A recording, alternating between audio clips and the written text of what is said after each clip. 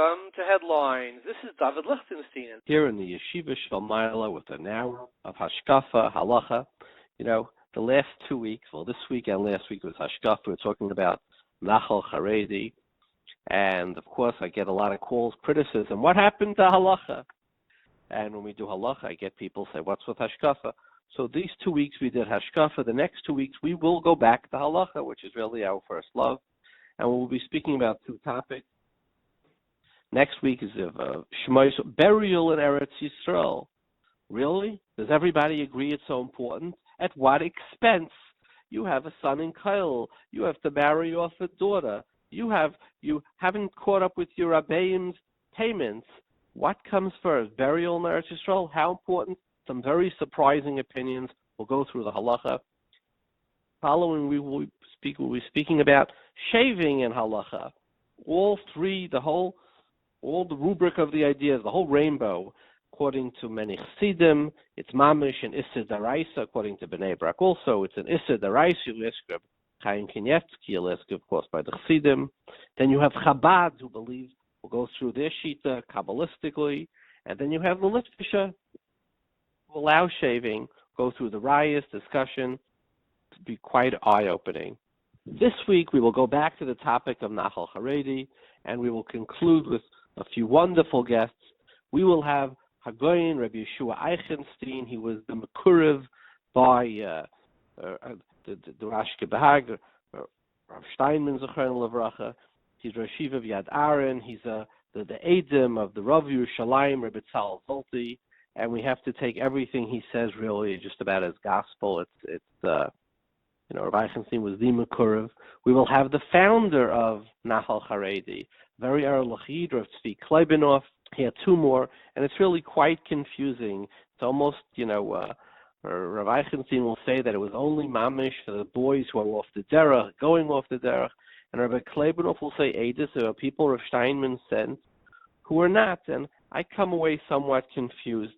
Look, one thing I will tell you, listening to, notwithstanding the Rabbanim does seem to be somewhat of a peppery place. I mean, he says, there are many boys who come out who are not from. They went in not from. Many came out not from.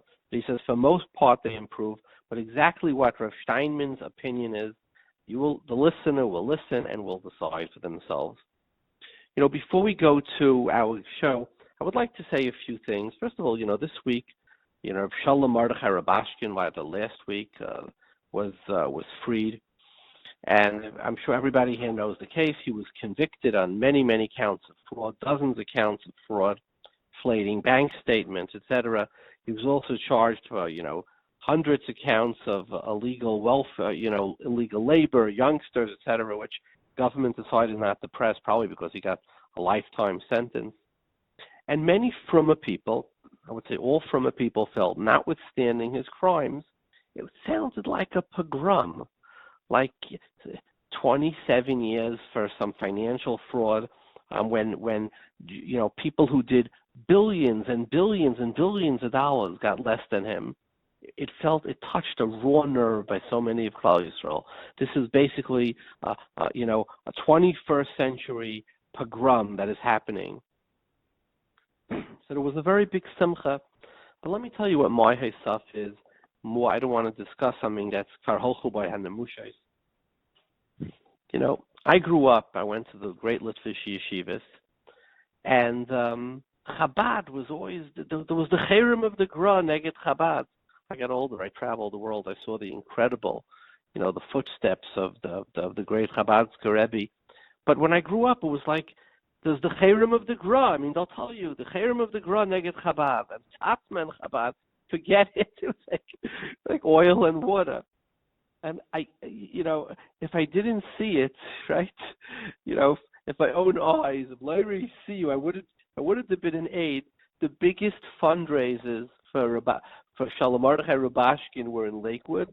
They had literally 10,000 people by the fundraiser in Lakewood.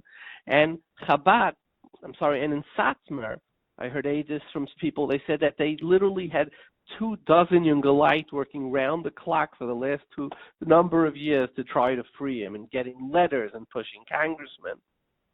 And it's just amazing, like Lakewood, Satma, being mamish, putting all their koiches in for a Chabadsky young man who got an extremely unfair and harsh sentence. And it was last week's Haftarah, and I'm looking at the Haftarah, and what does it say on Lasted Lavai, the Nevuah of Yecheskel, Vayihi Dvar Hashem Elai Lemar, V'ata ben Adam. What is it? These week's Parsha, Yosef and Yehuda, the moral, it's Tzaddik versus Baal Tshuva. So, all the Torah, there's the Malchus of Yosef, the Malchus of Yehuda, they were at each other's throats. What does it say? Lasad Lavai, V'ata ben Adam, Kach lecha eitz echad, u'ksayv alav liYehuda, u'levnei Yisrael chaverav, u'lekach eitz echad, pick another eitz, u'ksayv alav liYosef, eitz Ephraim, b'chol beis Yisrael, v'karav oisam echad al echad, v'hayu lachadim biyadecha. Yosef and Yehuda will be one again. And I'm looking at this, and I said, Mamish, what's going on here? Lakewood? The Yeshiva Makil Kotler giving a fiery speech for Bashkin, the Rebbes in Satmar coming out and telling guys they should work for, and I'm saying, it's Mamish Motzach the Agitan Ashtik Achras Hayamim. It's something to me I was very moved by, very powerful.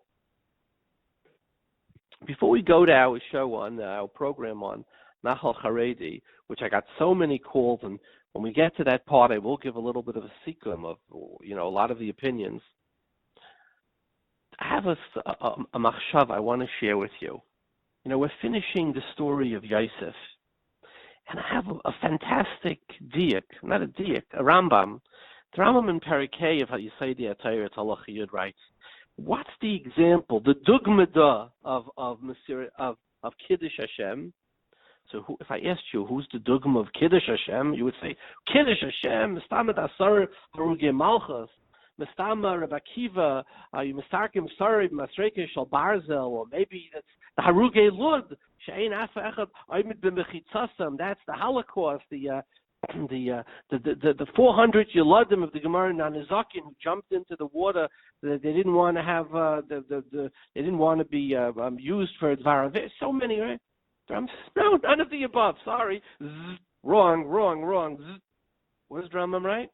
Yosef HaTzadik, he writes, when he went out from Potiphera's wife, and he was, even though he was so beautiful and handsome, he didn't want to do an Avera. That's the example of Kiddush Hashem. And the Rambam's telling us something powerful. Kiddush Hashem, if you ask somebody, it means Mesiras Nefesh, give over your Nefesh. Die for Hashem. The Rambam is saying no. You know what Kiddush Hashem is? Living for Hashem, not dying for Hashem. Don't be Meiser Nefesh. Hold on to your Nefesh. The most beautiful person in the world. Banei Sades Alei Shur. I remember when I was a Yeshiva, it was hard for me to get a date. Yosef Banei Sades Alei Shur. They jumped on the walls to see him. He was Yefei Tayr V'Yefei Mara, and you know what he did? He was Mekadesh Shem Shemayim. When they see a Jewish person and they say, look at him, he's an example of menschlichkeit, of midas. There's the harassment. Let me send my kid to a Jewish office. There's not going to be any harassment there. Geneva, his handshake is his word. Ram says, what's Kiddush Hashem? Living with Hashem, not dying with Hashem. I think it's such a powerful, powerful thought. I want to go now to a clip with somebody who I think has made a Kiddush Hashem. He's been all over the world. He's received honors and awards and TED Talks, etc. Let's go to somebody who's an example of somebody who's Mekadesh Shem Shemayim, not by dying, but like living with Hashem. We have on the phone with us, from Israel, Eli Beer, who's the founder of United Hatzalah of Israel, and he's also president of Friends of United Hatzalah. United Hatzalah and Eli are somewhat famous, in some parties, infamous in some places, for not only providing Hatzalah services to Jews, but he provides Hatzalah services for non-Jews as well. And I believe he's received many awards for this, created, a great Kiddush Hashem. So let's hear the story. Welcome, Eli. Welcome to you too, and to all the listeners.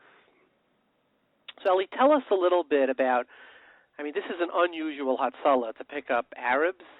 Tell us a little bit about what motivated you, etc. Tell us your story. Well, when I started Hatzalah in Israel with a few friends of mine many, many years ago, we were young and we cared about protecting our community. We wanted to make sure that anyone that gets hurt or injured or needs help, Chas v'shalom, someone having a heart attack, within 90 seconds he will get help. But we started in a frum community in Yerushalayim, and obviously everyone was frum. And slowly, this idea that was existing in New York before us caught like fire in other communities, and people just copied the model, and it started going from city to city, Yerushalayim, Bnei Brak, Tzvi, and other frum communities around Israel. And one day I had a phone call from a young guy. He's a kibbutznik, not a frum guy. And he was telling me that he volunteers in an ambulance, Magen David Adom, in Israel. He lives in Herzliya, but originally he's from like a kibbutz background, totally not religious. And he said to me, I see every time I go to Bnei Brak, I see Hatzalah there, but in Herzliya, people can wait 10, 15, and sometimes 20, 25 minutes for an ambulance. He says, what about if we start Hatzalah in Hatzalah? So I said to him, listen, it's an interesting idea, let me think about it. It was a little, since Hatzalah was always from people, I didn't know what to do. I said, you know what, it sounds like a great idea because my vision was 90-second response time everywhere, but we never had non-from people. We always helped everyone. Of course, in Israel, if someone would need help, we would respond to him and help him, but we never had someone else from in Hatzalah. So I decided I'm going to go to the Gedolim and ask them what do they think, because, it's not such an easy question because, you can always get backlash from the community. So I said, I'll go to Rabbi Kanievsky, and I went to him, and I asked him a question. I said, I have areas in Israel where we want to respond to calls, and we don't have enough responders. What do we do? He says, what do you want? Can't you get volunteers? I said, yes, but they're not from. He says, so that's a big mitzvah. Join them to save lives. You're going to have actually a double mitzvah. Not only you'll save lives, but you'll get them to do a mitzvah of pikuach nefesh. I said, great. I have Rabbi Kanievsky behind me. So we went over to this guy, Niv Granot. And Niv was totally shocked. We said right away, yes. He said, I didn't believe you're going to say yes to me. I said, not only you could join, I want you to get 25 of your friends to join. I must say that this changed Hatzalah in Israel completely. After a few months, these volunteers from Herzliya started doing courses together with the volunteers in Bnei Brak. And one of the things that we implemented is that every volunteer that joins Hatzalah, even if you're not from, you must do the Halacha course. So the Shabbos, Hilcha Shabbos, you must do, because if you want to save lives and make sure no one else gets offended from you, if you talk on the radio not properly on Shabbos, if you do things that are not according to Halacha, other people will feel uncomfortable. So it's amazing how all these other volunteers said, yes, sure, we'll do the Halacha courses. And I think, and I always joke around, that these volunteers took it more serious than the firm volunteers. They thought they know it already, and they actually got better grades in the courses, the Halacha courses, than the firm guys. Wait, let me interrupt, Eli. So Reb Chaim Kanievsky said that Hatzalah should pick up irreligious as well, right? Mechalei Shabbos as well, right? Of course. Reb Chaim Kanievsky said, everywhere you need But I want to ask you a question. A Mechal Shabbos b'Fahestia has a din of a mumma l'chala Torah kula. So why would you halachically be Mechal Shabbos for him? I mean, I know you're not you may not be a rabbi, but I thought maybe you would notice because it's your sort of your area of business, so to say. So first of all, we have the suffix that first of all every non-firm in Israel most probably is a tinok shenishba. Okay, I have the psak of the Chazai Nish that he's a tinok shenishba. Okay, is that what he's saying on then? Yes. Okay. And we are Mechal Shabbos, and we call it Kiddush Shabbos. Every time we go to save someone's life, even if he's totally a Mechal Shabbos, we're doing a mitzvah by pikuach nefesh. For most probably, it's a tinok shenishba. And secondly, when we go to respond to emergency calls that are car accidents, and even a plane. Every few weeks we have a plane that has an emergency landing. And we have a psak from our Rabbanim that are backed by Rabbi Yeshiva and others that we must respond to these emergency calls. It's first of all, it does an amazing job in Pikuach Nefesh with saving lives. We go out to 900 emergencies every day. But secondly, it's a tremendous Kiddush Hashem seeing volunteers with tzitzis and payas, and other volunteers who completely not with tzitzis and payas and not with a yarmulke, wearing the Hatzalah symbol and responding together to save people's lives. And we got all the Rabbanim behind us, all the big Gedolim behind us. Rabbi Yeshiva, of course, was totally, he helped us start the organization many years ago. Rabbi Moshe Halberstam was our Nasi Halacha, and we had all the backup for everything we do. But it was a very interesting concept because it's not halachically to join a non-from people was not only the problem of halacha, was what the people would say. It was like a very weird change for Hatzalah because we were always people with yarmulkes on our heads. And I think that was the biggest change we did in Hatzalah. That was the first change we did, joining non-religious volunteers to Hatzalah.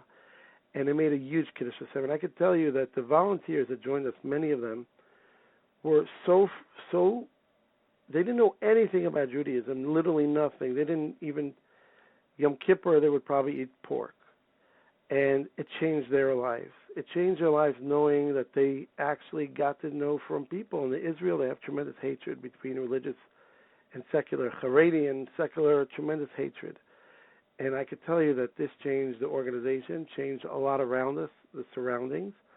And we decided, after about a year of operations, that we're changing because of this added value that, we added to the organization. We changed the name from Hatzalah to United Hatzalah. That's where it started.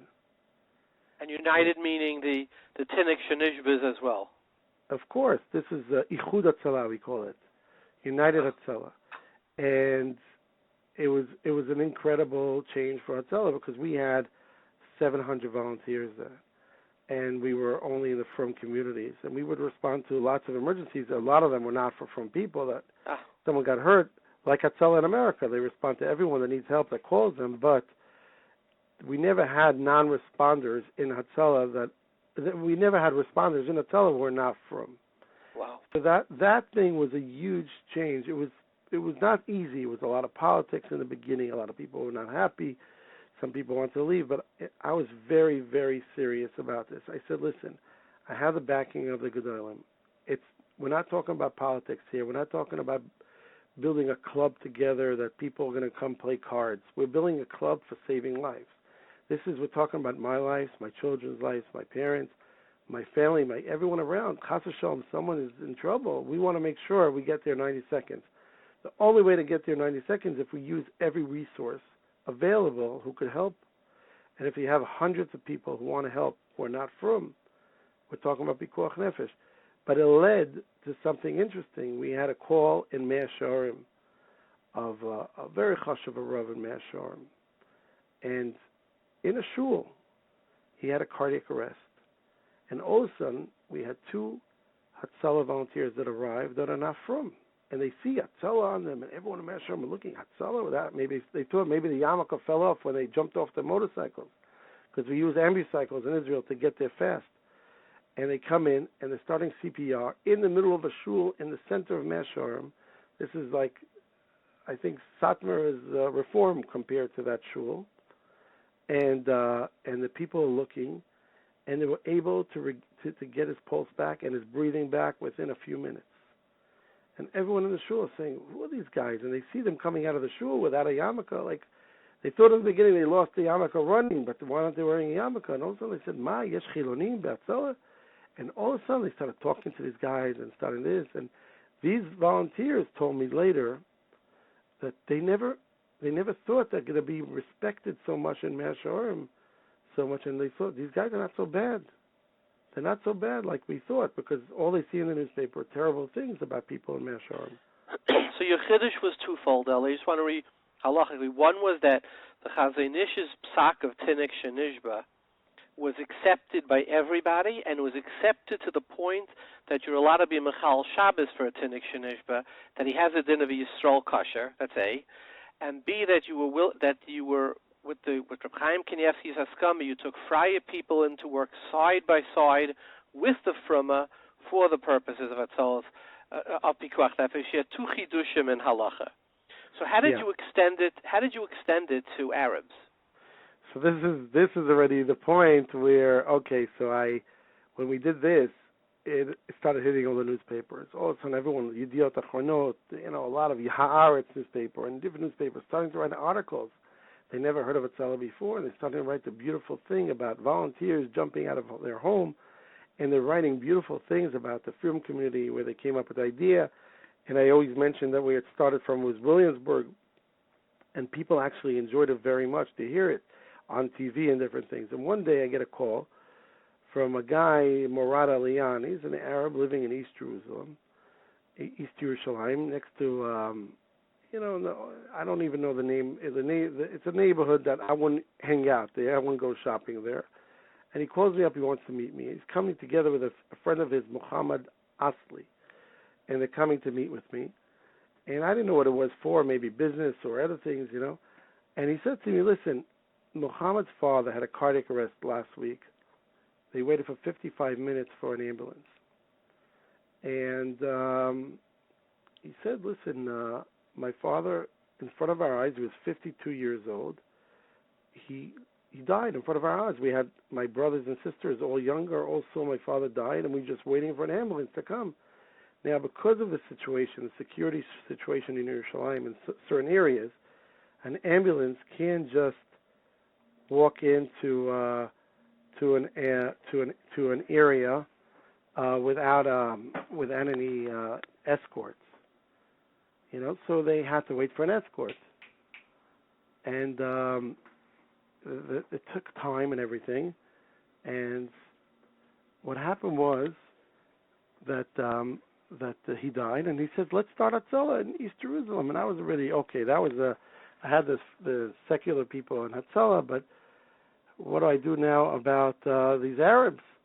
And he says, listen, if I have a group of volunteers saving lives in my community, we're going to come help you in your communities if you need help.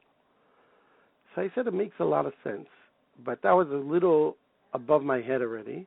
Sounds a little meshuggah to me, quite honestly. It is meshuggah, but I said to myself, I don't know if you remember, they had a situation with the Yeshiva Bachos from Mir that were on the way to the Kaisel, and they were almost lynched. And it was advertised in the New York Times that these two guys were almost lynched, and they had a picture of them in the New York Times saying that Israeli police are beating up Palestinians, and it was really Yeshiva Bachurim that were getting lynched by Arabs. And this guy Muhammad says, listen, we'll protect anyone that needs our help. If anyone needs help, no matter who he is, Israeli, a soldier, an Arab, we'll go help. We'll be your people here in East Jerusalem. And that was something that I was so moved from how they said that. I said, you know what? I'll go to the Rabbanim again. And I asked the Rabbanim again, and they said, listen, this is a great opportunity for you. First of all, because Yerushalayim is so complex, and you have so many problems here, and also Shabbos, you need help on Shabbos. A lot of emergencies that come into Hatzalah are not real pikuach nefesh. These people are willing to help you for these things. Why not join them? And we went ahead and we started a course with 20, I think it was almost 30 volunteers. We started a course. A lot of them knew very little Hebrew, so we got someone who knows a little Arabic to start the course. And they did very, very well. A lot of these volunteers originally were nurses, or they had some medical background, and a lot of them work in the hospitals, and that they have a better medical background. So we took them, and well, after they finished the course, they started volunteering in their community, and they started saving lives. Now, about a year later, my father, on a Shabbos afternoon, he was a very chashuv yid. His name was Rabbi Gabriel Beer. A lot of people know him. Probably a lot of listeners knew him. And while he was at home eating Shabbos lunch, He had a cardiac arrest, and I was 2 buildings away from him. I ran there, and the neighbor called me, and I ran, and I saw my father on the floor, and I started crying when I saw my father on the floor. I saved many, many people's lives with my own hands, and I didn't know what to do. I forgot everything I knew, and I felt like I'm in a bad dream. And my father had no pulse. He had a cardiac arrest. So after about a minute, a Hatzalah volunteer who lives across the street, he literally lives across the street. He runs there. He's Yaakov Rosenberg, his name is, and he just runs and he starts CPR on my father, but he didn't have a defibrillator. And 20 seconds later, a volunteer runs into the house, Muhammad Asli, runs into the house. He was on the way to work. He was driving his car. He heard that Hatzalah call, and he comes in with a defibrillator, and he says, Eli, I came to help. He didn't know who it was, my father. They were doing CPR, and then 2 other volunteers joined. 9 minutes after, my father regained his breathing and, his pulse, and he woke up. And I'm looking at them, and I say, what a surreal picture it is to see these Frum volunteers together with the Arab and the defibrillator. Just a year ago, I joined him to Hatzalah, and he came to save my father. So an Arab saved your father's life? An Arab saved my father's life. Wow. And I said to myself, and I gave, of course, a hug to him, and I said, you know what? They always, this is something that I never imagined, that when I joined Hatzalah, when I joined these Arabs to Hatzalah, I never thought one day it's going to come back to me. And a few months later, they had a terrorist attack in East Yerushalayim where they shot 2 soldiers that were there. And you can't just go into a terrorist attack that happens in East Yerushalayim. It's not so simple to just go in. And while the shooting was still going on, and the soldiers are shooting back on the terrorists, and the terrorists are shooting, no ambulance, no Israeli ambulance, no Hatzalah volunteer from Yerushalayim will go in there. It's too dangerous. But who went in there? These Arab Hatzalah volunteers ran in. And they were working on the soldiers. They stopped their bleeding, and they saved their lives. And I said to myself, these guys, the minute they joined Hatzalah, they got this thing that we all have in ourselves. We put our lives in danger for other people. And every Hatzalah volunteer in America or in Israel does the same thing. And I said, you know what, Baruch Hashem, I took the leadership of joining these people, and now we have over 200 Arabs in Hatzalah. We have almost 4,000 volunteers, and over 200 of them are Arabs. We have some Druze the Druze live up north mostly. We have a few Bedouins, and we have some Christians, and they're all obligated to all the rules of Hatzalah, and they wear the symbol of Hatzalah, and the symbol of Hatzalah is a Star of David inside. They all wear it, and it's unbelievable to see the results. So talk to me, Eli, about what has been the reaction of the world when they see that Jews going into Arab areas, more from, saving Arabs, running, coming on their motorcycles. Talk to me. Has it created any, good press? Has it created any, sort of positive vibes about Klal Yisrael? Have you talked to me about, anything that's come of it? Okay, so I'll tell you, a few years ago we had a call from Al Jazeera. They're not known to be, it's not the Jewish press of, the media. They're not such big lovers of Jewish people. And they called, they wanted to make a movie about us. They actually hired an Israeli team to make a few movies about the inside of Israel. A lot of them are fascinated. A lot of these Arabs from the Emirates and from Qatar, they want to learn more about the DNA of the Israelis. What's going on in this country, in the middle of all these 22 Arabs all around us and 22 Arab countries. And they wanted to do a movie. I said, you know what, if it's not an anti-Israel movie, I don't mind. And they made a 30-minute documentary about a volunteer of ours by the name of Chatzkel Rotz. His father's a volunteer of ours in Haifa. Chatzkel is a volunteer of ours in Geula. He has a little fish store, Chatzkel's, in Geula. They made a movie about him, and they followed him. Together they followed another volunteer, was an Arab volunteer, who works in a little hardware store in Beis Yisrael. And they followed these two volunteers of Hatzalah. And they started their day by him waking up in the morning at 4:30 in the morning and going to Daf Yomi. And then during Daf Yomi, he's learning Daf Yomi with everyone in the Maggid Shir, and then all of a sudden he has an emergency call, and he jumps on the Hatzalah ambucycle, and he runs out to save lives. And then he goes to Shachris, and then he goes to his fish store. And then you see him in the fish store selling fish, and all of a sudden people are coming in. It was spontaneous. Someone comes in and says, "HaRav," like an older person, he says, "You saved my life a year ago. You did CPR on me," and this was spontaneous. And he says, "I would have been dead if it wasn't for you." And then you see the same story with this Arab volunteer who volunteers in Hatzalah and is very proud to be a volunteer of Hatzalah. And then you see Chaskel and him together. And it's an incredible thing. In a country like us, we need some kind of a good press once in a while, because the media is always looking to bash us. And we know the truth. We know that everything we do because we are humane. Jewish people are humane. We help everyone. The media doesn't look for these stories. But when Al Jazeera made that whole story, I realized we have here an incredible story. And then we started getting a lot of press. I was invited to speak in TED in Washington in front of 6,000 people, and over 1 million people saw that TED Talk. I spoke about the fact that we have Jews and Arabs saving lives together.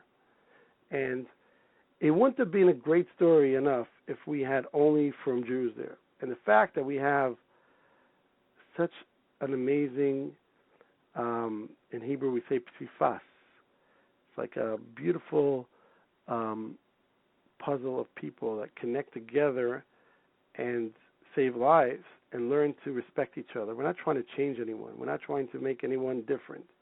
But we're just trying to get connected, everyone together. If anyone wants to be a good person here in this region, if you want to be a good person, if you have a good heart to help other people. And by the way, if you saw what happened a month and a half ago in HaRav, my nephew is a policeman, and he works in HaRav as a policeman. And his friends, 2 Druze, were there, and they were shot by 3 terrorists.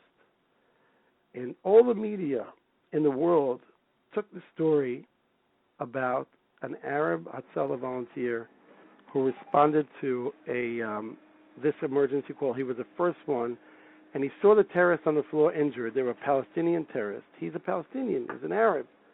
He sees them on the floor.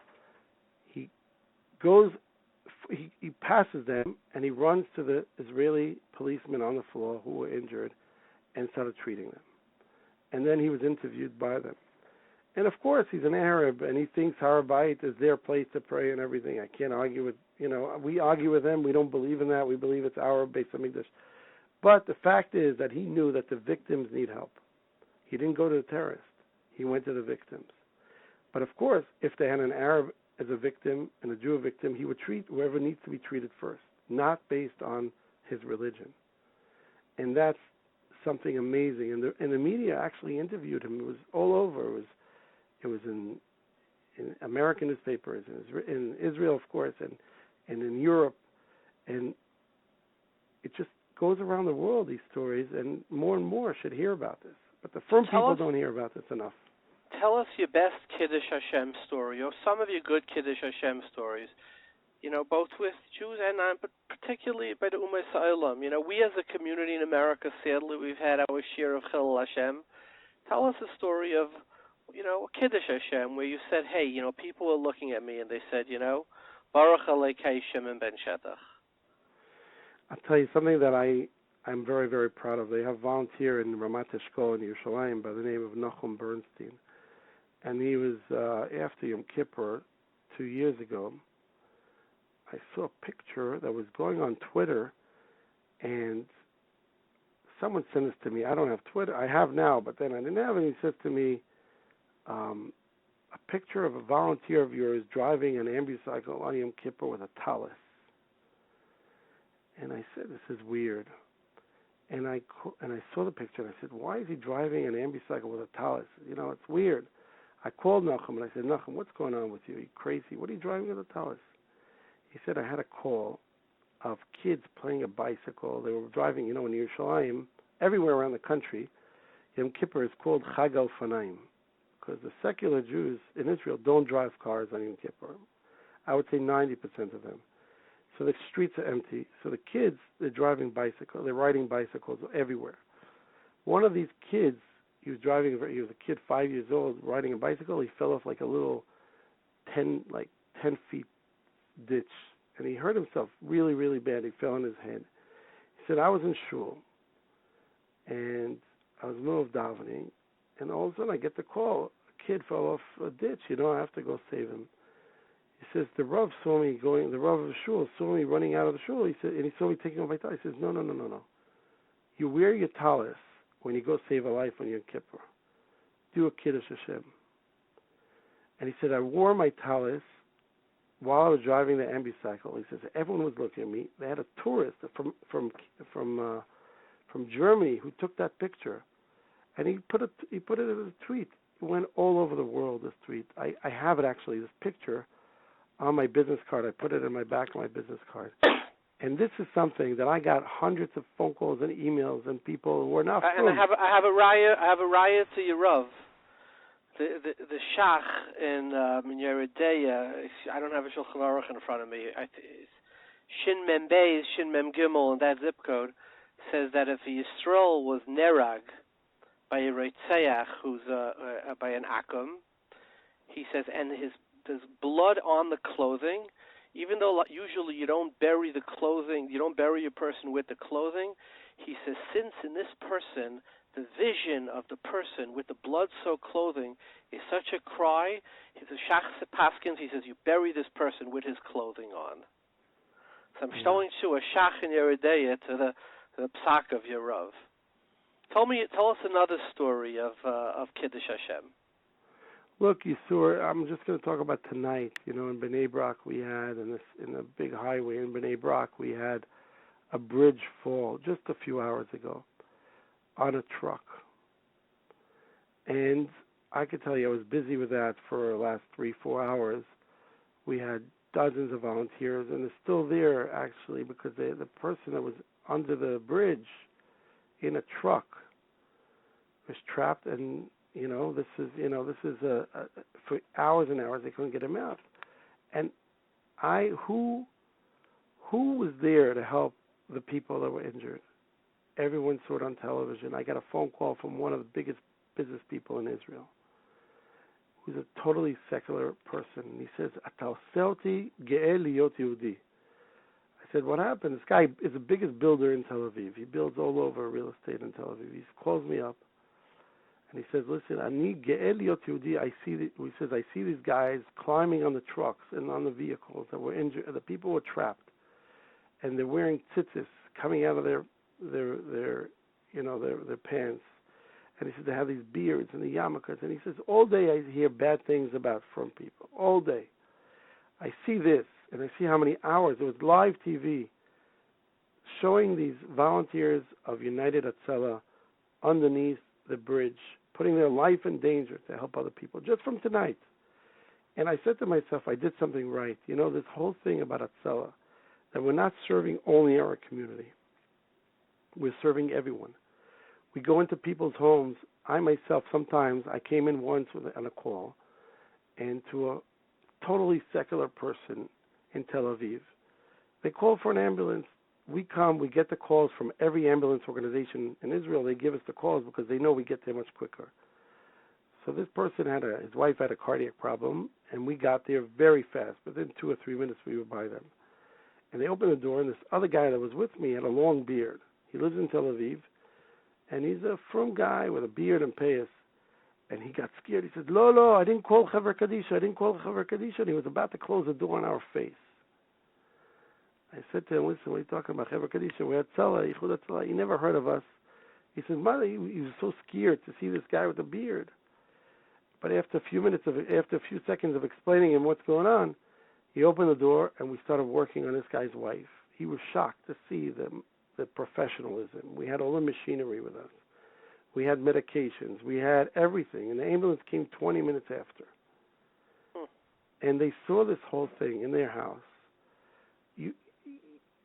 it's hard to explain Americans that don't go through what we go through in Eretz Yisrael here, and the diversity that they have. It's unbelievable to see, because all they hear is the hatred from people. And also they see a guy who's with a beard. A second ago they thought about him as a Chevra Kadisha, and all of a sudden he's like the biggest professor for him. And now I saw Eli, that you won in Davos an award for Hatzalah, and it was the Queen of Jordan, Queen Reina of Jordan, gave the award. Can you tell us about it? Yeah, so I'll tell you what, a couple of years ago, I got a phone call from the World Economic Forum that they want to give me an award called the Social Entrepreneur of the Year. So I didn't exactly know what Davis is, because, it's not my circle. I don't go around in these places. I never did before. And they said I have to come to Jordan. It's a young global, it was 2 awards, Young Global Leader and a Social Entrepreneur. And anyways, one of the things I had to do is go to Jordan to get this from the Queen Rania of Jordan. So, of course, I go there, and they had a lot of people there because it was a big convention of the Jordanian government together with the kingdom and the World Economic Forum. And I get there, and I'm the only one wearing a yarmulke. And I'm walking around with a yarmulke, and I see the king. And of course, I knew I'm going to see him, so I gave him the bracha. You have to say when you see a king. It's a special bracha. You probably know all the halachas about it. I believe, yeah. Yeah. And then he said to me, "Thank you very much." I explained to him what it was. He said he heard it before. And then when I went to do a presentation for the Queen, I was only a few people in the room. And it was a very awkward situation because she is a Palestinian. She's not a big lover of Israel. And husband's more, I wouldn't say, I don't know if the best friend of Israel, but he's a lot friendlier than her. She never had a good relationship, never something friendly. But when she heard about what I said, and I told her about the fact that we have Jews and non-Jews and Christians and Arabs that are volunteering in the organization, it touched her very much, and she was asking more and more questions. And then she said to me, "Why don't we start this in Jordan?" I said, "Of course, I would love to start this in Jordan." And that was like the presentation. And when I went to Davos, I spoke about this, and there had a lot of people there, and I could tell you that they had a few people speaking, and this was the number one talk. I wore my yarmulke there, standing on the podium in the World Economic Forum, where all the people the biggest business people in the world are there. And I'm talking about Hatzalah, where we all know and very proud of what Hatzalah does. And I'm talking about mostly about the idea, the 90 seconds volunteers. We have technology. We're the first ones in the world to create technology before Uber, before everyone else, to locate people based on GPS. And we actually have a technology that locates the 5 closest volunteers within 3 seconds to every emergency. So I was talking about that, and then I was talking about the Jews and Arab volunteers. I had people come over to me. One guy was from Saudi Arabia. He's a CEO of the biggest oil company in Saudi Arabia, the biggest government oil company. And he said to me, "I can't get over what you said. I never met an Israeli before. I never had a conversation with an Israeli before." He says, "I want to give you a hug." Eli, let me just share with you. There's a Yerushalayim in Aharon, and I don't remember if it's Perek Zayin or Perek Tes. I don't have a Yerushalayim. I'm sort of in the office.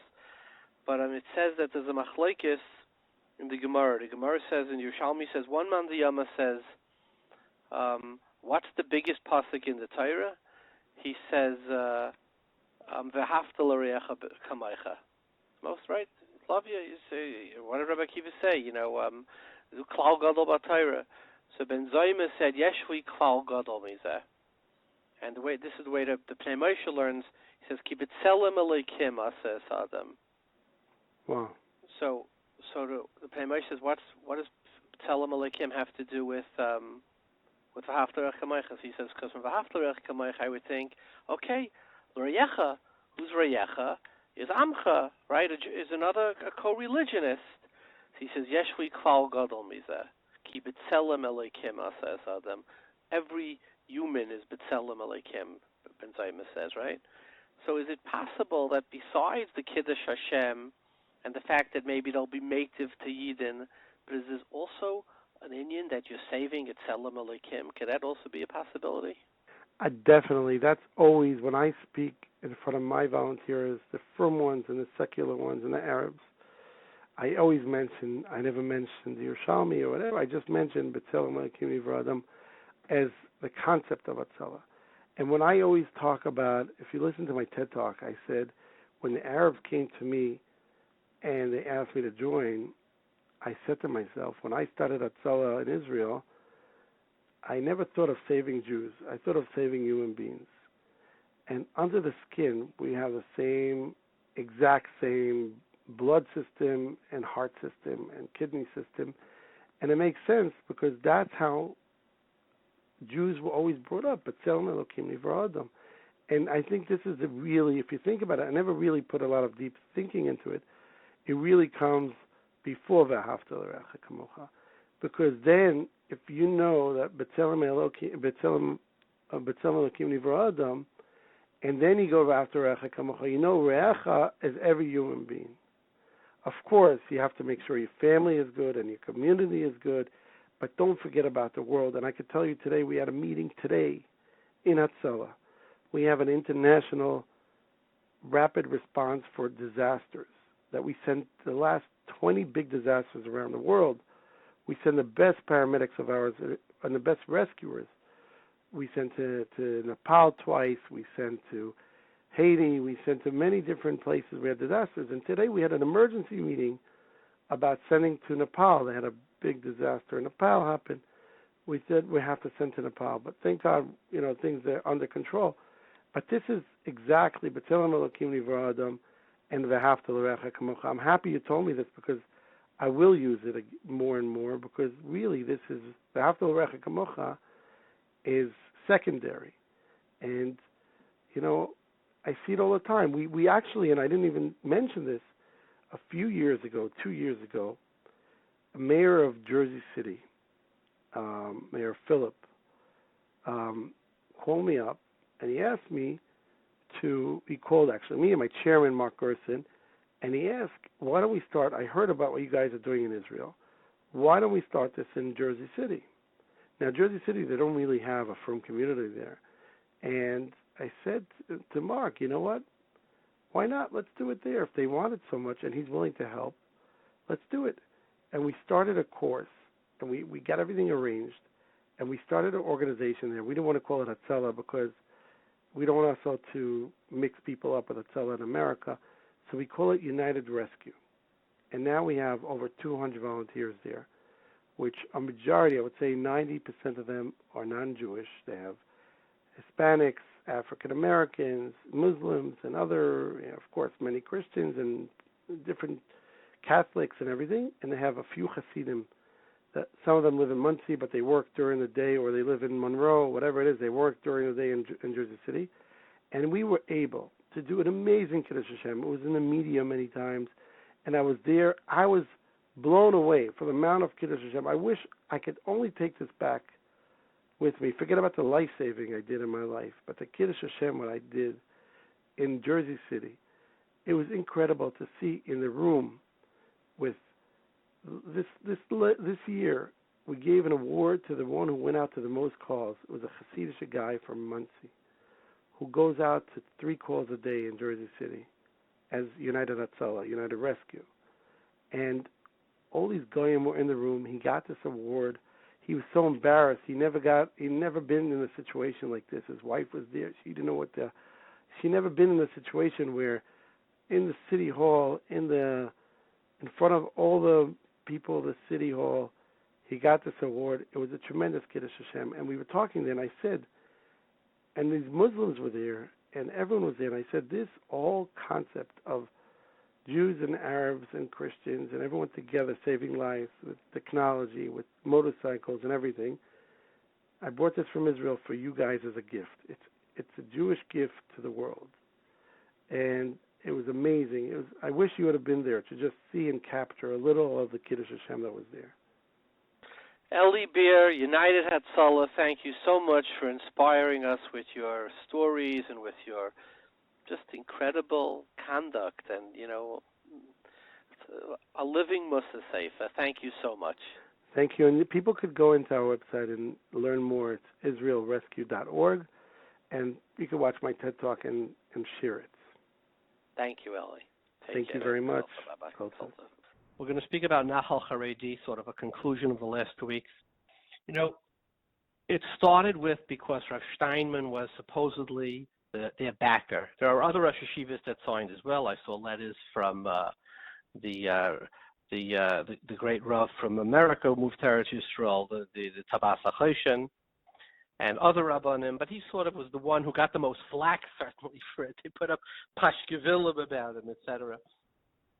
And by the way, I commented last week, maybe he backed down because he was afraid, and I got people screaming, "Oh, you're saying he was afraid? That's terrible. How could you write that? It's Tefira." And I just, want to remind everybody the letter from the Ar Sameach, which we have on our website, where he says many of the people who he said that, who believe that the Gimel Shavuos went away because of the Balfour Declaration, he said, are afraid to say it, because people will, pour their wrath on them. So there's nothing new about that. But I want to also say that Rav Shteinman was a gadol that far exceeded anything to do with Nahal Haredi. I had the honor of being in his house, and I remember his Gabbai showed me that he had 2 milchige spoons in the kitchen, 2 fleischige spoons. He had 1 milchige pot, 1 fleischige pot.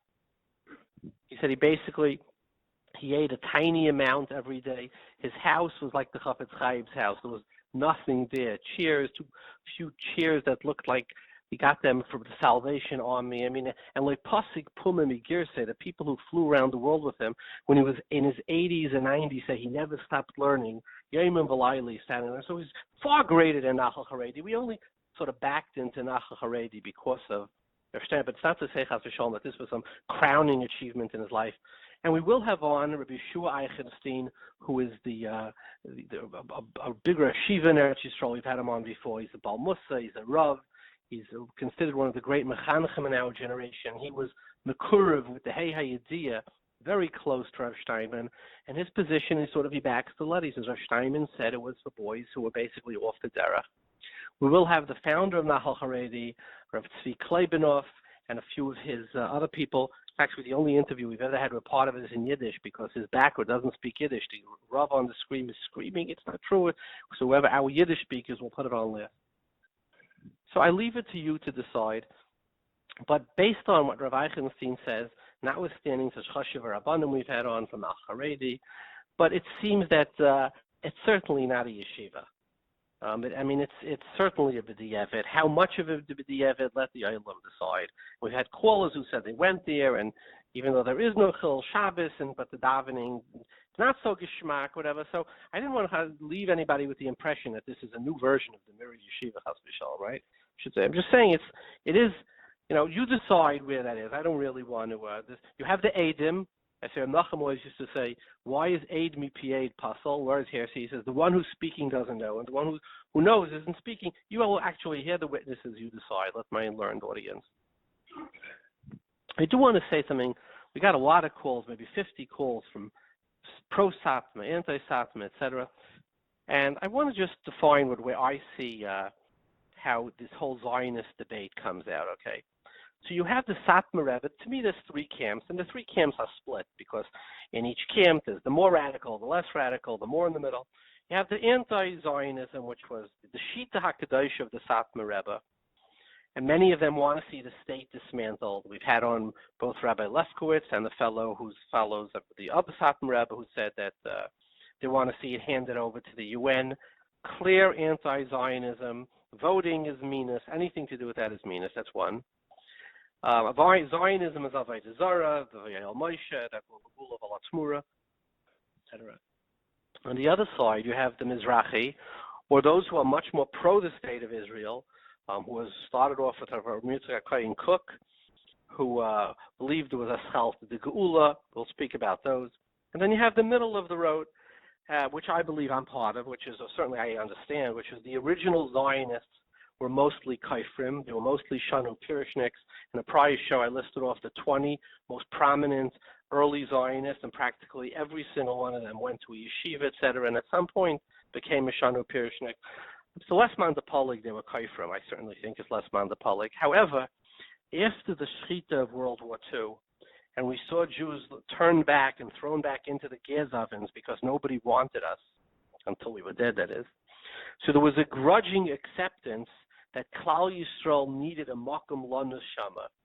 And the Zionists, right, were vinishvi, they were the shluchim on some level to provide a place for us to live. So it started all very bad, but post World War II, and if you look at Rav Henkin, we'll get to that later. Let's start with the first shita, the Zionism, the anti-Zion of the Satmar. And I believe that many of the Satmara, and I apologize in advance because how could I say that? You know, I understand better than them their position. So again, my apologies, but I'll bring some proofs I made them. I believe that when I told Rabbi Lefkowitz, and when the Satmar Rebbe said it's Avodah Zarah, I said he couldn't have believed it's Avodah Zarah, because even though with the cast and train they chipped in, I said you can't be nene from an Asherah if a few Jews helped buy part of the Asherah. I said Halacha that wouldn't be, and you couldn't use Hadassah Hospital. Within their bylaws, they write everything that Satmar would believe is kfir. It's here. A purpose of the hospital is to spread, bring treatment in the new land in the name of Zionism, etc. Of Herzl. This is not like, today there's Liberty Healthcare, some healthcare that you have to sign. I believe in, in freedom of, to be, of Nutzras, to dean any religion. And many people today in Lakewood, they won't join that program. So I said, I don't believe it's an Avodah Zarah. I believe he meant to say, otherwise he couldn't have lived in Israel. I said, I believe he meant to say it's really, really something dangerous. And I got 2 letters this week that back it up. One is from Yungaman Yeshua Zucker. He said, there was a Rav in Muncie, Rav Weinfeld. He wrote Lev Lavram. He was both a big Talmid Chacham. He was a Rav. He was a tzaddik. He has children who are B'niyu Chasner Rabbanan. And he had a debate with a Satmar Chassid. The Satmar Chassid said that the Satmar Rav said that if you have tefillin, that if you vote, you're a min. He said, so go into the Satmar Rebbe and tell him that you have a pure tefillin that were written by Yidden B'nai Brak who voted, and whether it has a din of Sefer Torah Shekaspe Min or tefillin Shekaspe Min, and you have a din whether you should burn them. So this guy went into the Satmar Rebbe and he said, should I burn my tefillin? It was written by a Seifa who voted. And the Satmar Rebbe started screaming, Shaita, Shaita. One thing's for sure is he couldn't deal with a fool. It's not what I meant, etc. I meant to say that it's a davar chamor ma'id. You shouldn't burn the tefillin. And I got a fellow from Eli Nadoff. We'll post both of these letters on the site, where he says he's heard this story many times. He said that Rabbi Radinsky, I guess he davens there, he learns there, said over many times. He said Reb Elia Meir Blach, the Telzer Rosh Yeshiva, the great Telzer Rosh Yeshiva, was once at an Asifa, and the Satmar Rebbe was there, and many other Yeshivas Rabbanim, and he said something that was very pro-Zionist. So the Satmar Rebbe looked at him in front of Olam. He said, that's kfira. So Reb Elia Meir Blach turned like pale. He said, "The rust mich a kaifa? You're calling me a kaifa? A kaifa?" He started shaking. So the Satmar Rebbe said, "No, I don't mean that it's a kaifa. I meant that it's kfira." But he said, in the litter, when you say somebody said something kfira, it doesn't just mean, there's no, wild exaggeration. It means serious. He called me a kaifa. He said, I'm not Michael you. So the Satmar Rebbe got upset and he said, what do I have to do? So Reb Elia Meir Blach said, come to my yeshiva and say a shir kloli, and I'll be Michael you. So the Satmar Rebbe said, I never go to someplace where they have secular studies. So he said, well, that's what I want. So he said the Satmar Rebbe came to Cleveland, and he said the Hatzalah Rosh Yeshiva went to the airport. He picked him up, and he said in the taxi, he said, so now are you Michael me? He said, after the shir, I'll be Michael you. And he said a shir in Telz. So clearly he himself, he didn't say that if you live in Eretz Yisrael today, you're being nene from Avodah Zarah. If you go to a hospital there, he meant to say it's a very dangerous thing. It's a euphemism, and I think it's very important when we start taking, words and throwing them around. It's important to understand what the true meaning was. That's my opinion, and I ask Mechila from all the Satmar Chassidim who disagree with me. Now, the second, another shita was the other side of it was, Avram Yitzchak Chaim Cook, the great Rav Cook, who embraced them pre-World War II with the klippos, with the kaifrim, And there were Rabbanim who agreed, but he was very controversial, to put it right, to be honest, even though there were many who did agree with him. And I'll tell you something fascinating that people don't know, that when the Medina was founded, there was a letter published calling it Aschalta de Geula, the beginning of the redemption. Right? Imagine how it's a bracha and it's a klapti, and we're post-Holocaust, most of Klal Yisrael. And who calls it Aschalta de Geula? Who writes on it? 100 Rabbanim sign that it's Aschalta de Geula. Which, by the way, when you go to Yeshiva today, say, how could you say 100 Rabbanim? The biggest, who are they? I'll give you some names that maybe you would recognize.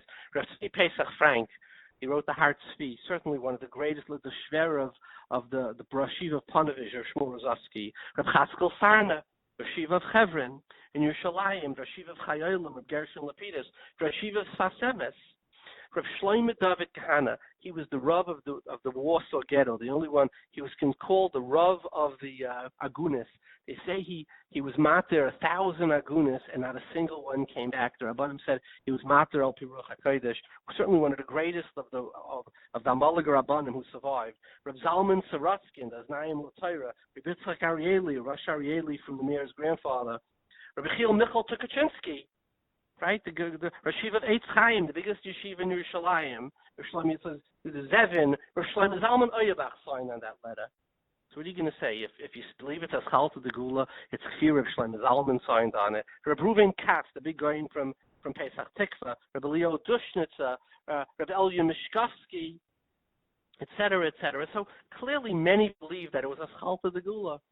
And then there were the middle of the road, those who didn't necessarily call it, but who supported the state, was, so you had the Satma, you had those who believed it was Aschalta de Geula, and then you had those who said, look, it started off bad, but we have no choice. They're going to throw us in the ocean. We need someplace. And the one who wrote it is Rav Henkin. He wrote it in a tshuva when he saw a comment. I believe it was from somebody in the very right-wing camp, that it's a chiyuv to be moise nefesh, to do what you can to stop the Israeli government. Rav Henkin, who Rav Moshe considered the Paisik in America, Rav Henkin writes in a psak, and he says, post-World War II, he says, it's a fact that it's here, and it's a fact that it's a place for Klal Yisrael. And he said that if anybody who tries to disrupt the government, he says, is a roidif. And it's just common sense. Rav Henkin was a Paisik. Where are we going to put the 6 million Jews of Israel if the UN comes? You know what type of shchitas they'll be? I mean, just the UN just voted against Israel 100 and something to 9 about Yerushalayim. It was the United States. Who was it? There was 7 islands out in someplace in the. I never heard of most of these islands. Each one maybe has 1 million of people. Everybody else, Germany, France, Germany after the Shiitas, France, England, all against them. What would the UN do to protect it? So Rav Henkin said, if you try to do something to undermine Eretz Yisrael, he says, you're simply a roidif. Right? This was the opinion of Rav Henkin, just practical. They're there, right? Forgetting about what happened, Amol, with Ben Gurion, is he, well, what name you call him, don't you, Herzl, etc. He said they're there. And which is what, Rabbi Vad Yosef wrote this, Rabbi Yankiv Kamenetsky, Print also wrote very strongly. He said it's a place for Jews to run. We have to do, it's a bracha, it's Mechazde Hashem, the Rachmim of the Rebbeinu Shalom, that he gave us a place to go. Rav Dessler called Tzadikim, those who work in Eretz Yisrael. Look at the Rabbanim who their whole lives were employed by the government. Rabbi Yashiv, right? Interestingly, who is Rabbi Yashiv's Masada Kiddushin was Rav Kook. Today in the Yeshiva world, they made, there are Sfarim that are reprinted. They reprinted for Rav Kook in the Sefer. They took out Haskama from Rav Kook. They were embarrassed. He was the Masada Kiddushin of Rabbi Yashiv. He was the Masada Kiddushin of Rabbi Shlomo Zalman. Here's something. Who of my listeners has a sense of humor? You know who was the Sandik of Rav Shmuel Leibach of Peleg? His Sandik was Rav Kook. He was considered the Gadol. The Tzitz Eliezer's whole life worked for the thing. So what did these Gedolim believe? They believed, yes, it wasn't Mehari Kiddush. It started off, there were many of them that were minim, Lamaisa, it's there. And it's a Makam Lana Shaman. Rav Henkin said, if you do something to disrupt it.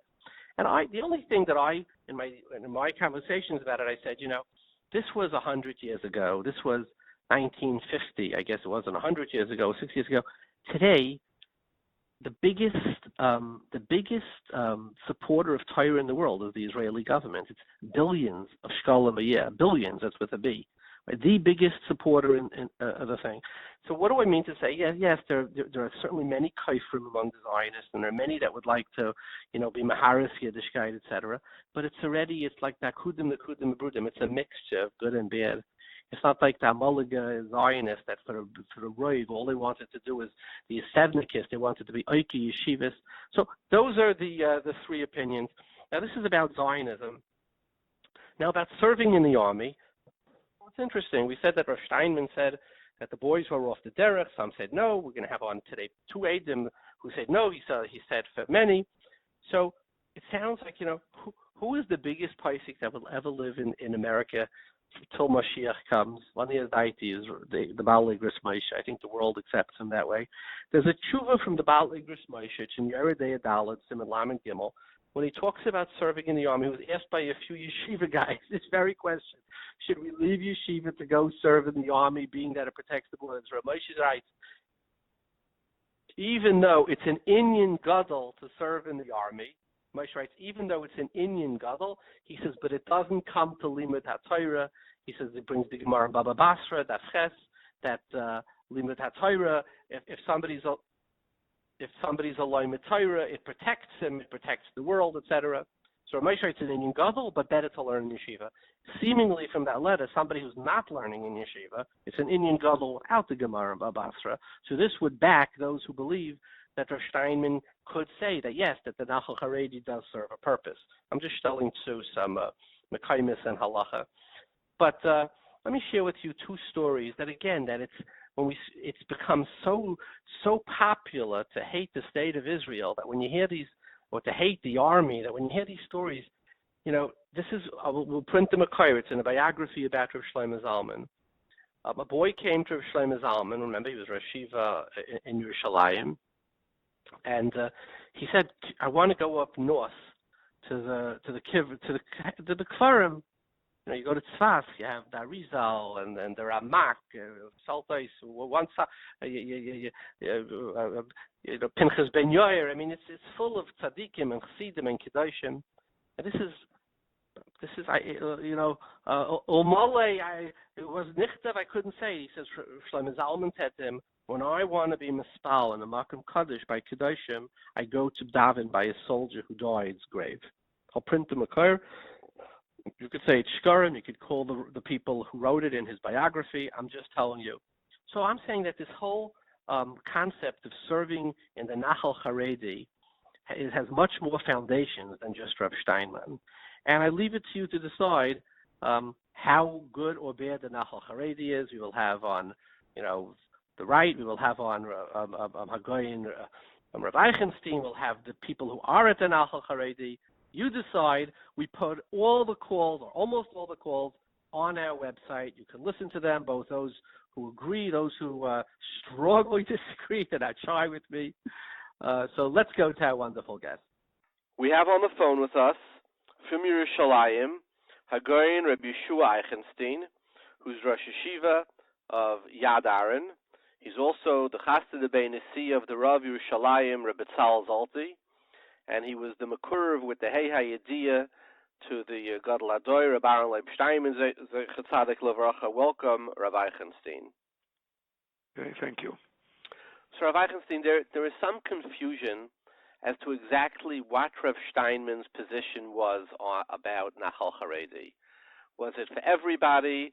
Was it for definitely not? Okay, was it for Shababnikis? Was it for boys who people sort of going off the derech? So if you have a bacher in yeshiva, he's not interested in learning. He's just sort of wandering the hallways. He has no interest in yeshiva, and his parents would come to Rav Shteinman and they said, "Look, our son does not want to be in yeshiva. We don't know what to do with him. He would maybe like to go to the army, but he's Shomer Shabbos, but he just has no interest." What would Rav Shteinman say? I would think he would say there's other misgarot for him today. There are other misgarot that are less mechayev than the regular yeshivas, and they can find themselves there, or teach him a miktzora. There's things that for today to learn a trade or something, some sort. Nachal was made for people that are mamish going off the derech. So all the people, I guess, who went to him, these children basically were going to become fry, and that was what it was for. That's right. And why? So explain the logic. If you're going off the derech, yes, you're not going off the derech, not. Because other misgarot for people that are just not interested in learning. And somebody going off the derech, the Nahal Haredi could help him. And why did he feel the Nahal Haredi was not for those who are not going off the derech? Because sof kol sof, you're in a certain misgeret, which is not 100% perfect misgeret, to say the least. It's not 100% perfect. For people that aren't just learning, the other misgarot for them. Now, was Rav Shteinman against going to the army if Nahal Haredi would have been sort of perfected where it was at a higher level, I guess? Would have he been allowed it? Was it a political against Nahal Haredi, or just practically? Look, they don't have their act together. Practically. Now, we had on two different rabbanim from Nahal Haredi. We had on Rabbi Danziger, and we had on one of the founders, David Hager. And he said the boys have to go to the davening 3 times a day, or they get locked up. They finish Masechtas. He said there's no women on the base. If you're caught with anything not Shmir Shabbos, you're thrown out. He said it's really a serious. He said I said, but you do have boys who go off. He says, yeah, like every yeshiva. There's no place is perfect, but he seemed to imply that they really have their act together. Was he exaggerating in your opinion? Not simple.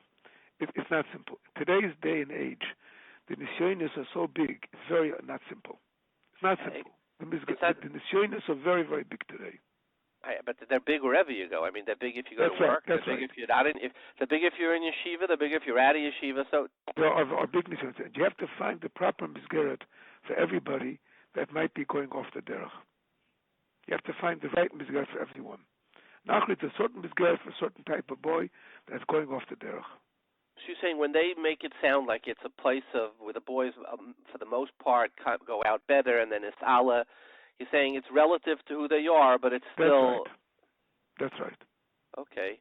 Do you understand then why there's such a strong opposition to Nahal Haredi if he meant it for those boys? Some people don't understand it, and some people are just against the army because it's army. Just with the Medina, if you go to any type of army, so not everybody understands the proper thing. The so-called story is that one big Rosh Yeshiva came to a barn leib and he asked him, what's Nahal Haredi? What is it? So he told him that I'll send to you all the mothers that come to me. And if you have a better eitzah for them, so vakasha, find an eitzah for them. There is no better eitzah for these type of bochrim, at that time at least, than Nahal Haredi. That doesn't mean it's good for anybody that's not learning. The sakonas are very big. It's not simple. Explain the sakonas and Nahal Haredi vis-a-vis a boy who would, let's say, go to the workplace, a boy a miskeret where they teach him a job. How would they be different? Because first of all, you're at home most of the day, part of the day. You have the shmir of the home. You're not you could deal with the bocher, not in the army, in a way that's different than in an army. It's different. The different avirah, different ruach. It's not simple. But Rabbi Eicheinstein, couldn't an argument be made that when people go to work today, it's invariably they have to work with women, or if it's girls, invariably they have to work with men. They will have unfettered, untrammeled access to the internet, which is extremely dangerous, right? For somebody who's just bored or searching. Whereas in the army, there's no women, there's no internet, there's no gambling, there's no pornography. I mean, couldn't an argument be made it's a much safer environment than letting somebody out on the street? Out on the street is a sakona, no question about it. But today, many of the places that work with Haredim have closed internet. Okay. So if somebody were to go out to work, do you see that as more or less dangerous than going to something like Nahal Haredi? I can't answer the question because you have to know where he's working, what's his environment, what environment is Nahal Haredi. I mean, he's working in Tel Aviv. He's working in that other place is very dangerous. He's working in New York City. I mean, these that's are very all dangerous. That's very dangerous. No question about it. So would Nahal Haredi be less dangerous than working in Tel Aviv or New York or one of these places? Depends where he's working. We talk about in Eretz Yisrael where there are places to work that have good miskarot and not exactly the army. So Rabbi Eicheinstein, we want to thank you very much for your time and for your clarification as on this topic. I didn't add too much to the clarification. Okay, but it certainly gave us a different view. You have to know the situation here in Eretz Yisrael and to understand what Nahal Haredi is, what the dangers are. There's a reason why there's dangers here in the Nahal Haredi. In America, they don't exactly understand it, but there are many dangers in it, and it's made for certain type of bocher. Could you explain the dangers so us who's far away could try to understand them? Make believe it was a Shver Rajba or something. Give us a beat of what's the danger. Many of the boys going there, you're in a definite environment of a certain type of precast oil. Many of the boys going there are looking for this precast oil. You're in a surrounding with many bochum involved in precast oil, and it can help them not to go further off, but it's not going to. It has its dangers. Okay, thank you very much for clarifying it, and thank you very much, Rabbi Eicheinstein, okay, for your so time. It'll only be good, and how should you tell us? We have on the phone with us from Eretz Yisrael, Rabbi Tzvi Klebenow, who's co-founder and president of the Nahal Haredi. He's a musmach of Zalman Nechemia Goldberg, the Edom of Rabbi Shlomo Zalman, certainly one of the biggest poskim in the world today. Welcome, Rabbi Klebenow. Shalom Aleichem. Rabbi Klebenow, a letter was circulated of approximately 16 years ago. I believe it's dated Tafshin Samach Aleph, that a letter from Rav Shteinman allegedly to Reb Dan Segal, in which he writes that the Nahal Haredi is for boys who are chayvei krisis. Now, it's seeming to imply that it's not for your average guy who doesn't have zitzfleish, is looking for something to do in his life, is draying around, but it's only literally for the guys who are off the derech, they're fry, etc. Could you tell us whether you, in your opinion, as somebody who I believe met Rabbi Leib, could tell us a number of times whether this was his opinion or not, or in some perspective on that letter? I don't know if the letter is a real letter or it's not a real letter. What I can tell you is from the number of times that I went into to Rav Leib Zatzal, I remember very well one of the first times in the beginning of the program when word was getting out of the beginning of the Nahal Haredi. We went together with Reb Dan Segal, and we went into Rav Leib. There was some opposition that became public. We showed him some of the posts that were being made against what we were doing, and he shrugged it off completely by saying that who reads these magazines except for groups of people that speak Lashon Hara. He didn't lityaches to it, what we say, a key who's numbers of parents that went to Rav Leib for questions what they should do with their children. He definitely advised them that the Nahal Haredi was a good place for them. And any number of times that I spoke with him, he had ample time to be able to say or view a negative type of attitude that this was for only the types of boys which he described. Never did he ever mention such a thing. I can tell you another very interesting thing.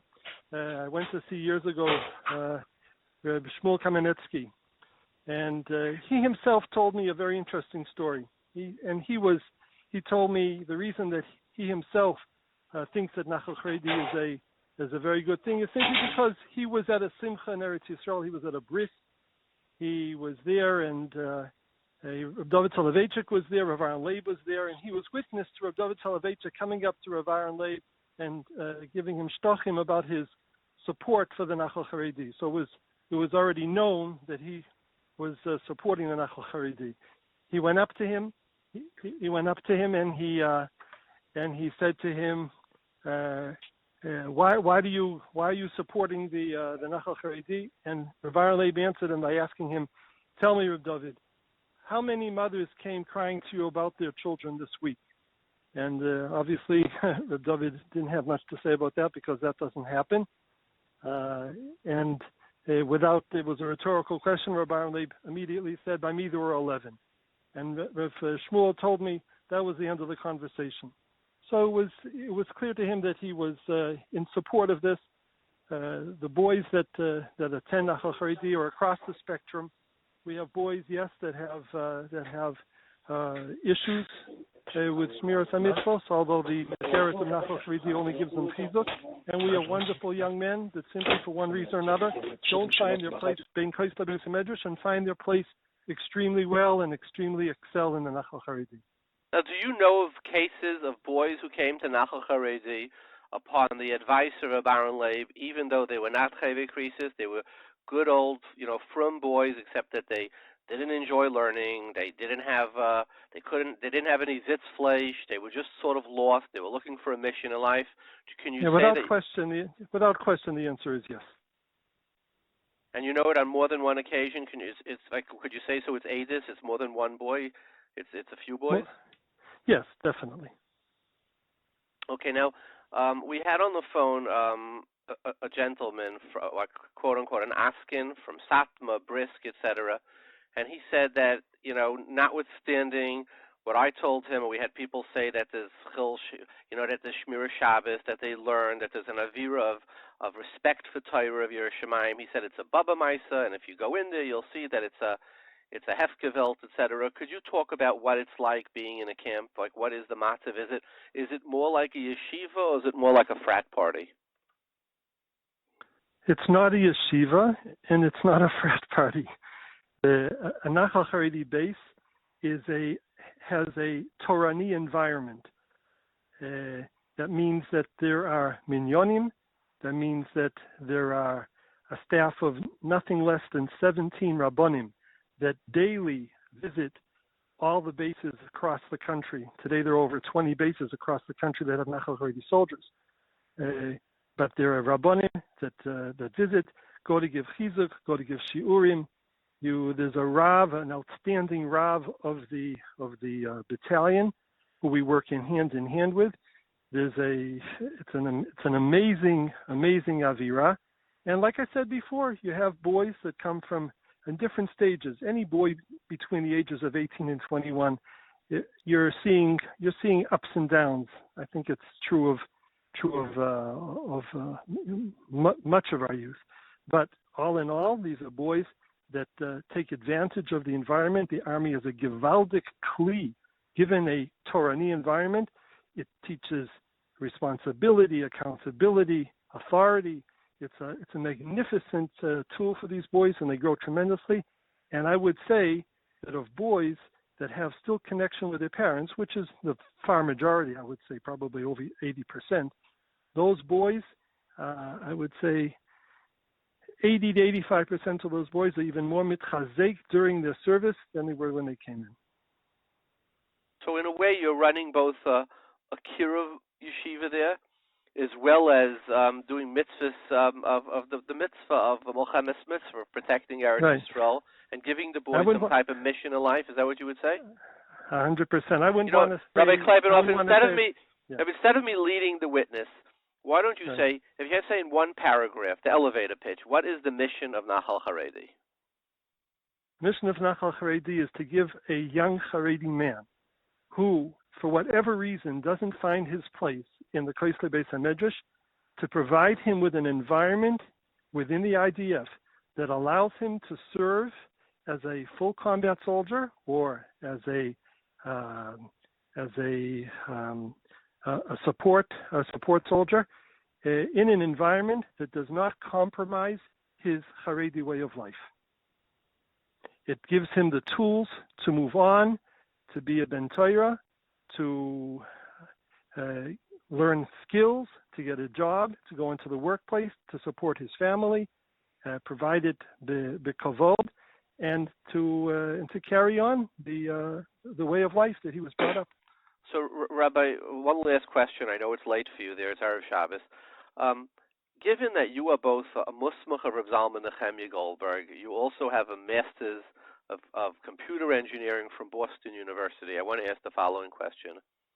If you had to, how would you compare the environment sending your child to Nahal Haredi to sending to the workplace in New York today? Where is a child in a safer environment? 100% in the Nahal Haredi. Thank you very much. The Rebbeinu Shalom should give you kayach to continue in your Avodas HaKodesh. Yes, kayach. Thank you so much. A guten Shabbos. Kol tuv. We have on the phone with us Akiva Marks, Rabbi Akiva Marks, who has a blog called The Mystical Path. He's in Beit Shemesh in Eretz Yisrael. He's from the Hasidei Chabad, and he writes a blog about Kabbalah. Welcome, Rabbi Akiva. Thank you. I understand you have a son who was in the Nahal Haredi. Could you tell us your experience there?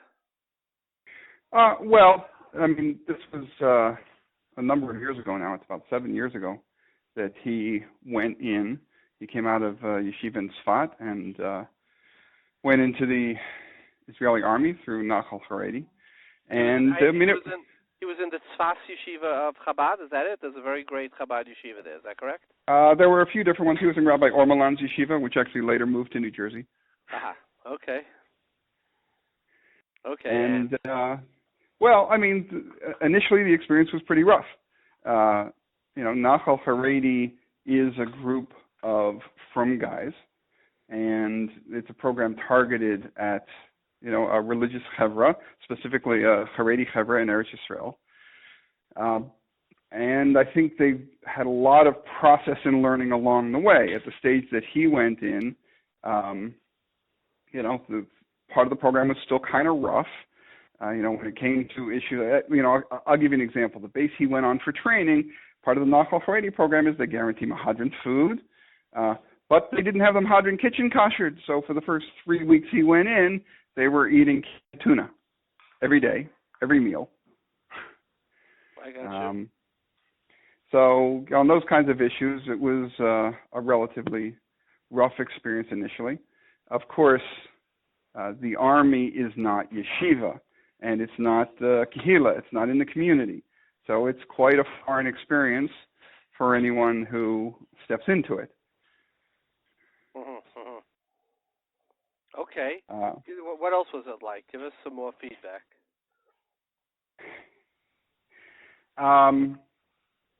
I would say that, obviously the whole army experience is a bit earth-shaking for anyone who goes in, whether they're religious or not, because suddenly you've got a lot of people yelling at you and telling you what to do and, setting patterns in your life, and they want to teach you how to do things their way. When you're training for infantry combat, that's relatively important because they're teaching you how to have enough discipline to react to commands without thinking, because God forbid if you're in a combat situation, that's absolutely necessary. But obviously that's not an experience that most people undergo or are ready for. It's rough. It's upsetting, and but that's what an army is. That's they have got to train people up to do a very difficult job to protect people. Now, were there women? Were there women on the base? Did they have to listen No. to women singing? Give us a. The Nahal Haredi program has specific rules about that, and they are enforced relatively strongly.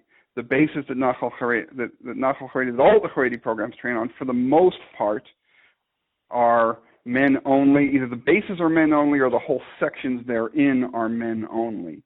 Their trainers are men only. Their commanders are men only. That's part of the definition of their program.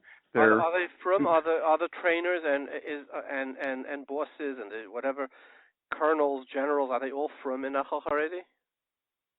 Well, some yes, some no. Some are from, some are Dati Lumi, and some are not. because, in the younger years of the program, where are you going to get a from experienced officer from, or a Haredi experienced officer from? They're not there. Now, so has it changed since then?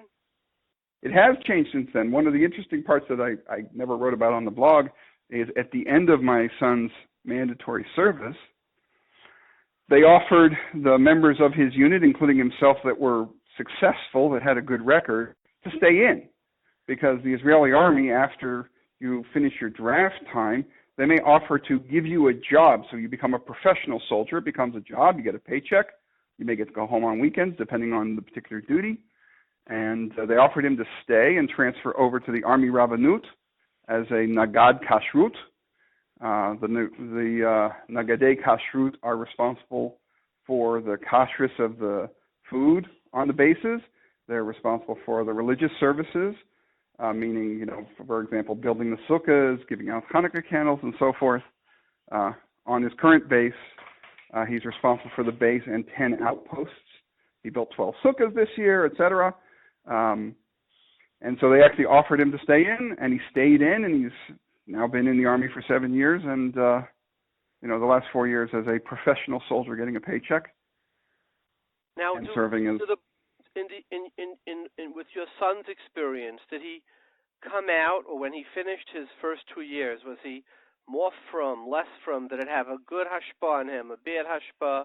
Try to give us a feeling of what it's like. Okay, well, I think it's a mix.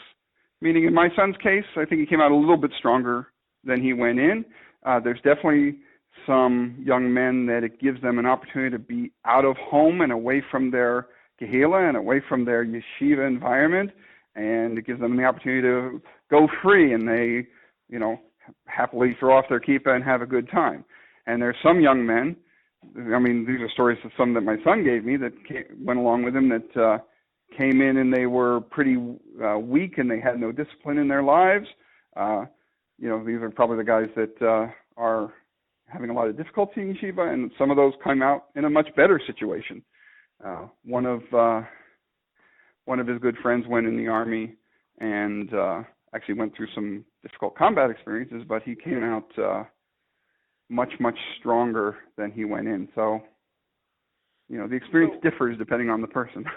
Now, those who are adamantly against it, they say that it opens up the doors for yeshiva boys to become, leave yeshiva, to become irreligious, to lose their values, etc.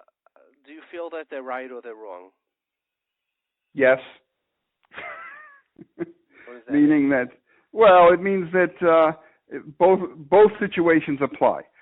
As I said in the beginning, when you take a young man out of the yeshiva and you take him out of the kehillah, you take him out of his family, and you take him out of his shul, and you put him in a very foreign environment, because it doesn't matter what you are, what your situation is, whether you're coming from a Litvish yeshiva or a Chabad background or a Sephardi background or whatever. You put yourself in this completely foreign situation. You're in a mix of different people that you don't normally interact with, and put in circumstances that you don't normally interact with. For some people, that's going to be a tremendous nisayon. For other people, it's going to be an opportunity for them to become more mature and become stronger. So, like many things in life, differences in change are going to be a challenge. And, the Army's a hard change.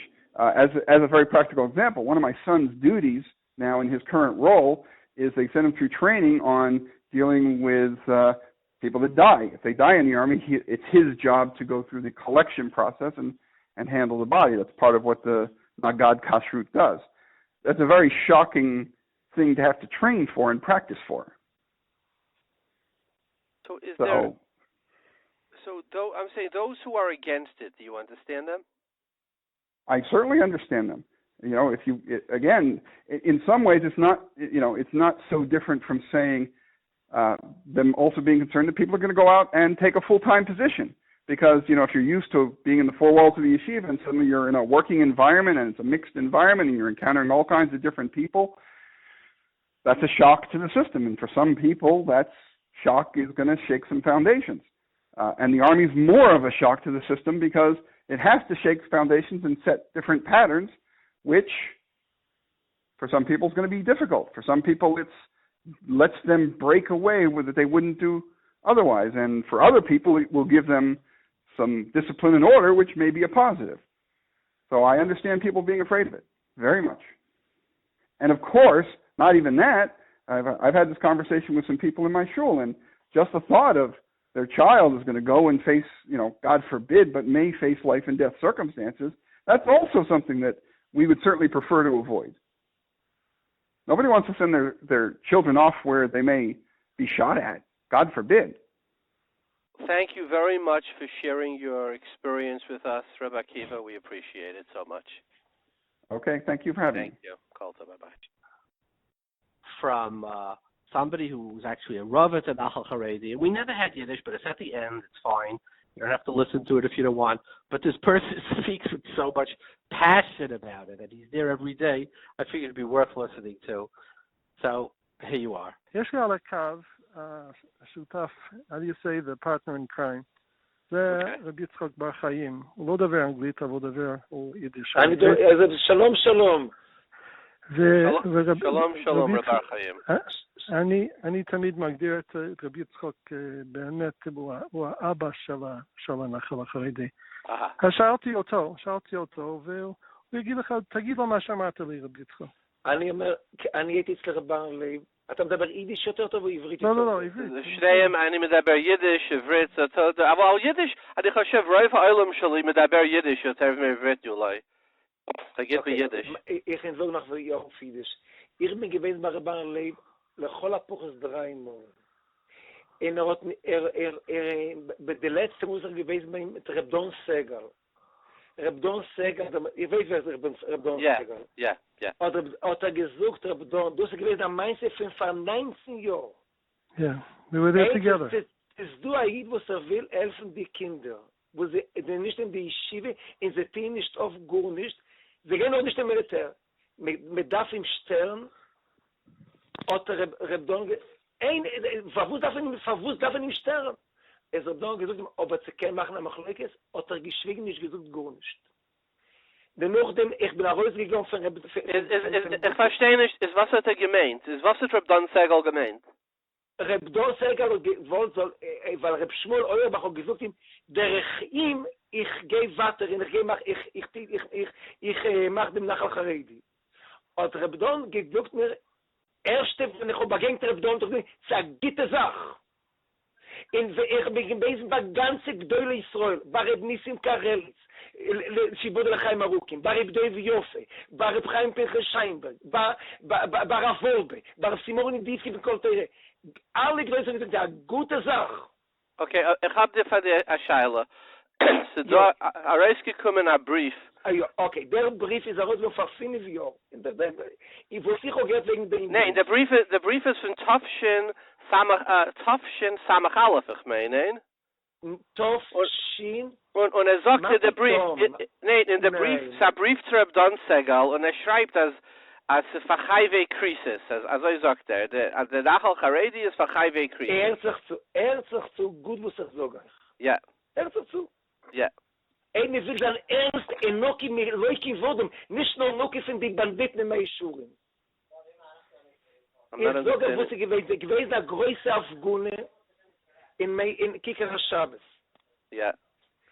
In der ganze Feier gewesen nach gegen Rabdon, dem Rosh Yeshiva, der Rabbi Leib. Ja. Weil alt weil nicht herausgekommen nach gegen nach Haredi. In der ganze Zeit לחצו אותו. זה להרוס גם את הבריף הכגן, עוד נשבות להרוס גם הכגן. רבדון פצה ברויגן דמצב, עוד מלהרוס גם הבריף כן זנדו זה גבין דמצב. רבדון גבות ליינן דם בריף אין דה אפגונה. עוד מניש גלוס לבנן, אבל מוגבות פושט ואטר שלטן דרבן ליין. Moet niet hem gelost uit in de brief. Leest den brief. In de brief staat, dat de Nahal Haredi van Chayvi crisis ist kein zu beruhigen dem Maße Demus, hat ihm geschrieben die Sache. Okay, Ich weiß, es ist der Emes. Ich glaube nicht, als Emes die gesagt, als Rabbi lebt, wo es gewinnt, ich soll ihm. Er hat gewiss mein Name, sagt zu. Er hat gewiss mein Name, so ein gewusst, wo sie geht, ob sie ungeklingelt zu mir. So haben nicht gesagt, kein Schimpfwort gegen Nachal. Rabbi Yitzchak, du weißt Menschen, was hat geschickt zu Nahal Haredi, was seine nicht gewinnt, Chai-Be-Krisis, was seine gewinnt, Filmebachre. Aber, früher, ja. Wie kann so, entschuldigt, David, wie kann man wissen, was während der Chai-Be-Krisis? Ist das ein Rabbi nicht schlecht? Rabbi Yitzchak, ich verstehe, Rabbi Yitzchak, ich darf Pashat entfern der Mensch, ich darf an Eid. Du kennst, wie viel Bachrim hat Rabbi Leib, was du kennst, hat geschickt zu Nahal Haredi, was an gewinnt vom Bachrim, was haben Pashat nicht gehabt, kann Sitzfleisch lernen in Yeshiva, und er hat gesagt, dreh nicht der Rabbi Leide, gell? Wie viel Bachrim gewinnt? Du kennst 2 Bachrim, also 3 Bachrim, 5, wie viel? Jetzt auf den Namen kenne ich 2 Bachrim. Good, okay. Ich kann sie auch rufen. Good, Rabbi Klebenow, if you could say this now, that there's 2 Bachrim that, okay? Rabbi Yitzchak, Agresi Ashikayach, okay? Aber ich will fragen nach Schale. Yeah. Wie kämen nach Reus in der Zazach, in Bershus Arabim, in Sogen auf tausende Bucherin, Chai-Be-Krisis. Du sagst, Buche, das ist Kittrig auf Rabbi Leib. Es gehabt mit dem Brief, was kann er tun? What can I tell you? Der, wo gehabt im Brief, soll kommen sehen, die Kinder, wie sie sitzen jetzt in die Minute, in seinem Mäuser Nefesh, für die ganze Parasiten in den Schuren. Ich bin Maske mit der Rabbi Yitzchak. Für die ganze Navulim, wo die schwachen Zitinen da. Okay. Agresi Ashikayach, Rabbi Yitzchak. So in closing, what do I believe? Yes, I'm an Agaya B'davar. I go with the middle route. I go with Rav Moshe. I'll go with Reb Shlomo Zalman. I think that protecting the borders is very important. I believe it's a Melchamas Mitzvahs before in the Rambam. Should Yeshiva Bachram do it? Well, if Yeshiva Bachram did it, you know, it's Rav Moshe writes, first of all, it's Megan Torah, and second of all, what would happen to our Torah? That's a debate. I'm not going to take a position on that. But I believe that anybody who believes that if we gave it over to the UN, we opened our borders, chas v'chalila, there would be such a shechita. So yes, those who protect the borders, it is a Melchamas Mitzvah. Like Rav Eicheinstein said, yes, we do owe them hakaras hatayv. Eicheinstein is straight down the middle. My Rabbi, Reb Chaim Shmulevitz, certainly held that way. I believe most of the Rabbanim, and you could go on our site, we have at least 100 Rabbanim who signed that it's a salt of the Geula, etc., that they believe that it was a tremendous Rachmei Shemayim that we had Eretz Yisrael. Should somebody send their child to Nahal Haredi? Well, it depends. If the child is really struggling, he's Shiloh, then it's certainly an option. And exactly what Nahal Haredi looks like, you decide. I have no opinion. Have a wonderful week. This is David Lichtenstein for Headlines Radio, Yeshiva Shalmaila.